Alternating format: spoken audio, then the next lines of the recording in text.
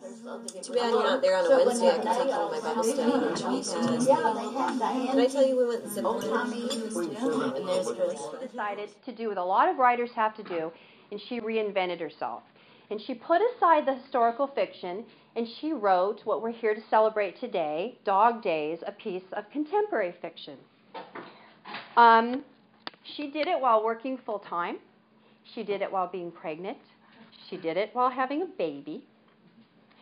8 years after sitting here and debuting Maid Marian, 8 years of persistence and dedication, her book launched with a coveted starred review from Publishers Weekly. And this is what they said. For anyone who has ever wondered what their beloved pets would say if they could talk, this adorable love story provides a sweetly imagined answer with smart poetic justice in the end. And now I'm happy to say that Elsa has 3 more books under contract, and that seems like smart poetic justice to me. Please welcome Elsa.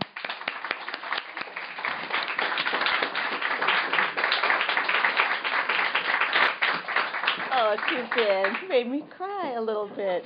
But, you know, in the writing world, we talk about characters having a backstory that is back there kind of hovering and lurking, and then we start the real story. That was my backstory, and she summed that up better than I ever could have. Thank you very much. And I also wanted to thank Eagle Harbor Books so much for putting this event on. I love this bookstore so much.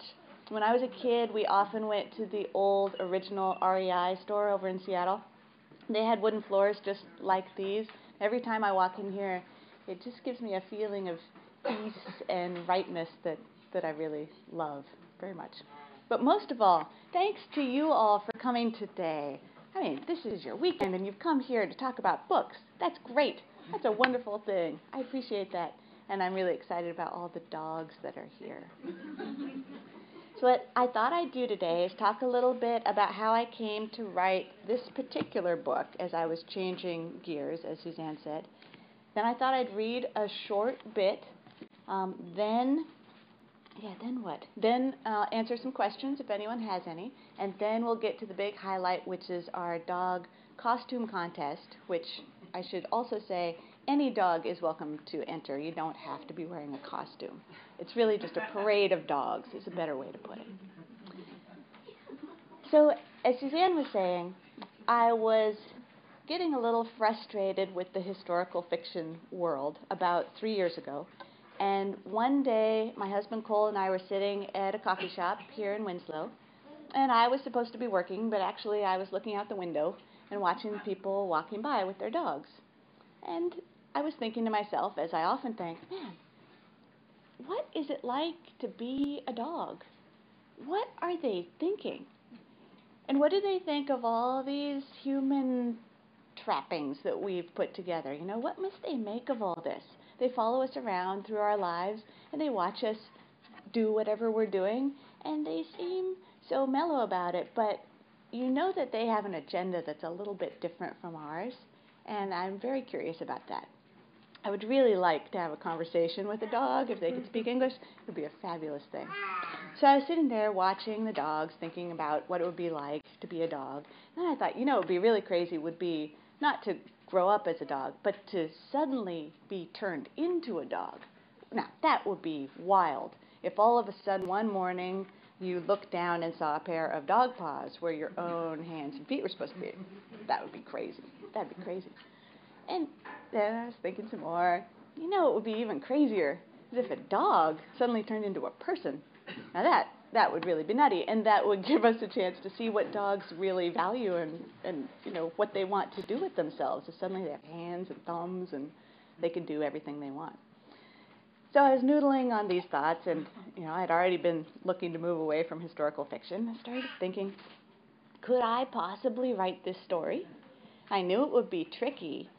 I would have to have both points of view, both a human woman and a dog.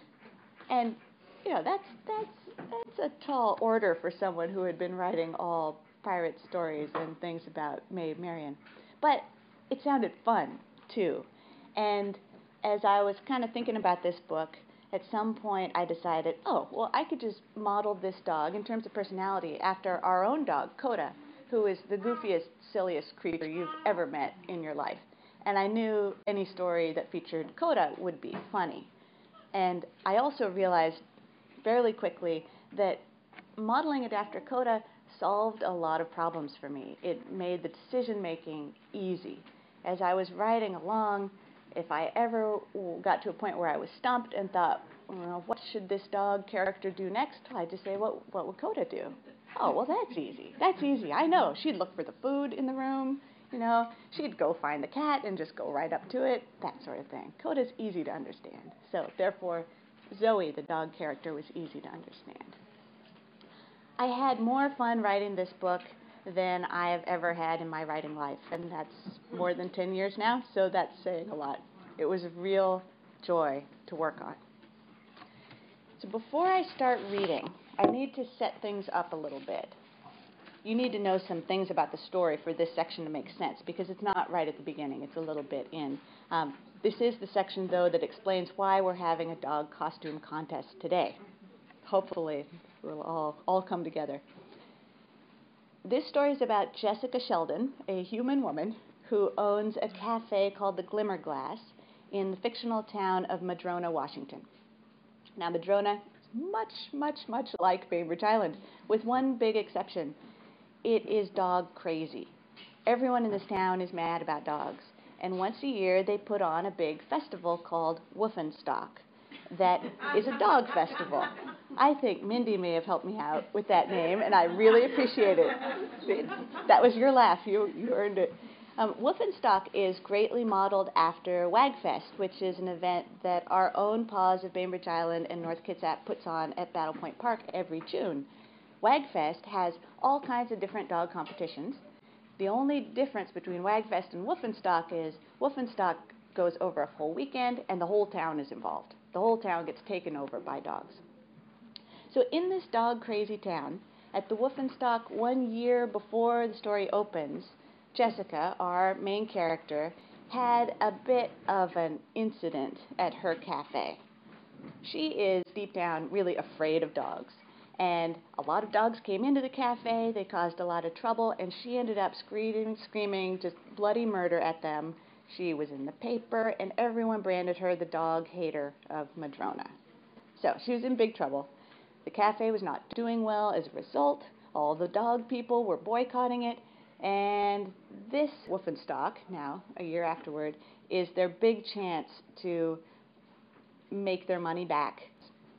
So, in order to repair her reputation, as Jessica is going about her business, she encounters a dog in the middle of a rainstorm out in the street, just standing in the middle of the street, a big, white, beautiful German Shepherd.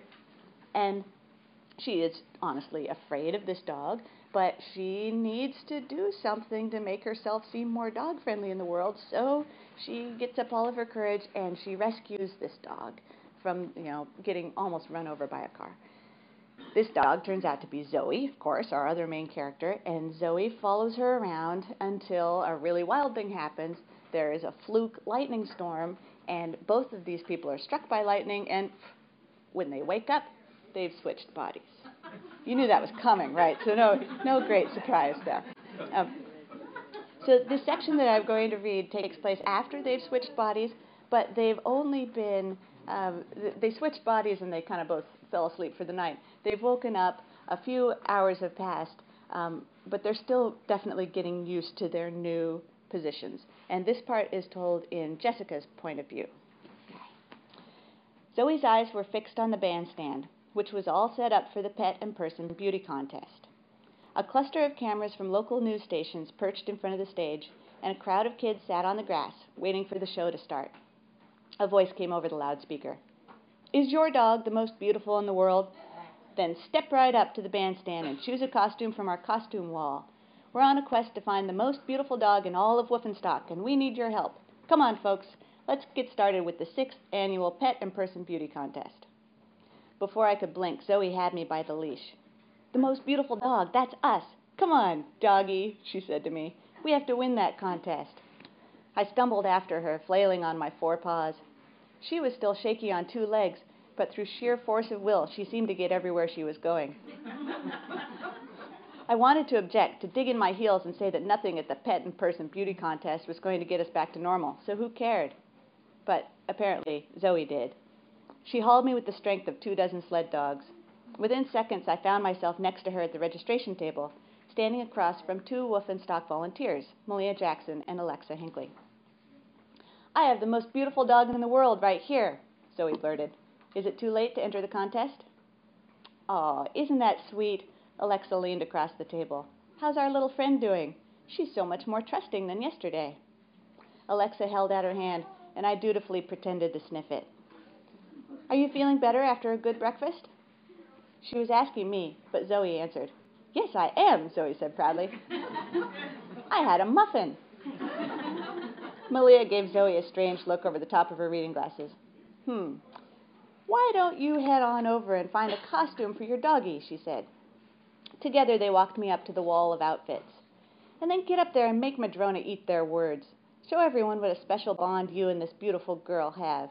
If you can take the crown today, no one will ever accuse you of being a dog hater again. You mark my words." She crouched down in front of me. "My goodness, but you are a gorgeous doggie. You go strut your stuff and show them what a winner you are. Everyone in town is going to be watching. Represent the glimmer glass." That caught me cold. The glimmer glass. Everyone watching. Of course. Why hadn't I realized that this was a way to get the glimmer glass's name in front of throngs of people? Suddenly I was all nerves. Now I really did want to win, for the café's sake. If we could draw in just 30 extra covers for lunch and dinner, we could keep our staff paid for another month. That was worth entering any kind of contest. But still, when I saw the costumes, I almost backed out. Ahead of us, a woman was squeezing her pug into a bee suit with spring-loaded antennae that bounced around his eyes like bobbleheads. In front of them, waiting to go on stage, I saw a boxer wearing a Princess Leia wig and a dress that hung from its neck, complete with fake plush arms and a black blaster belt. Heaven help me. These dogs had no idea how humiliated they should feel. They were so clueless, they'd get up on stage with their puppy dog grins on, not caring if the audience roared at their expense. Well, not me. I might be canine on the outside, but on the inside I still remembered how to be self-conscious. I'd wear the costume. Not that I had much choice, but no one could make me like it. Zoe dove into the costumes and started pawing through them, ignoring the neat order they'd been arranged in. I pried my gaze away from Princess Leia and looked up at the wall of outfits. What instrument of torture would Zoe force me into? The crab suit?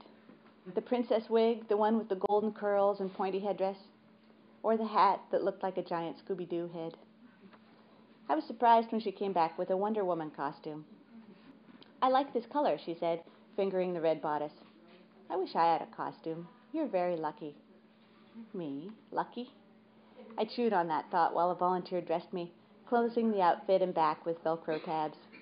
Zoe guided the headband around my ears. Then she and the volunteer stepped back and sucked in a collective breath of admiration. "You put Linda Carter to shame," said the volunteer. Zoe clapped her hands. "Beautiful," she said. I couldn't help it. I broke into a grin and started to pant.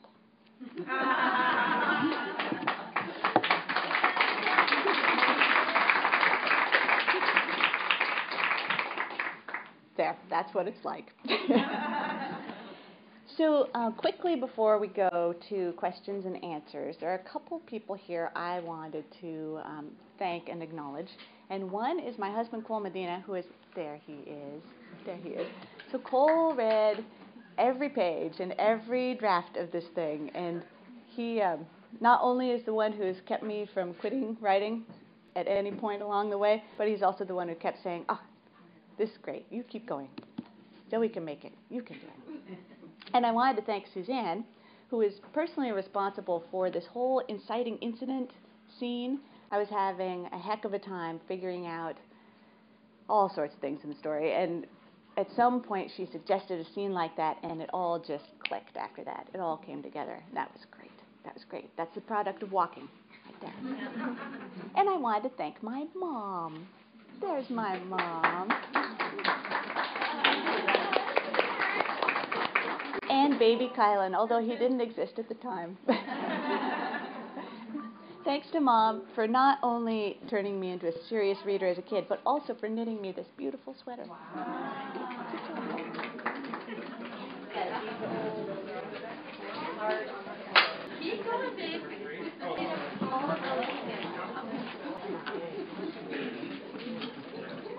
I thought I'd tell you what the prizes are. Our first prize, very exciting, it's a $100 gift certificate to Superior Pet Foods in Paulsville, which is a fabulous, fabulous pet store. And the second prize is a miscellaneous collection of dog eat things. It includes one of these Wag More Bark Less magnets, which I really love, some toys, some seats, that sort of thing. And then the third prize is a copy of Maid Marian, the complicate.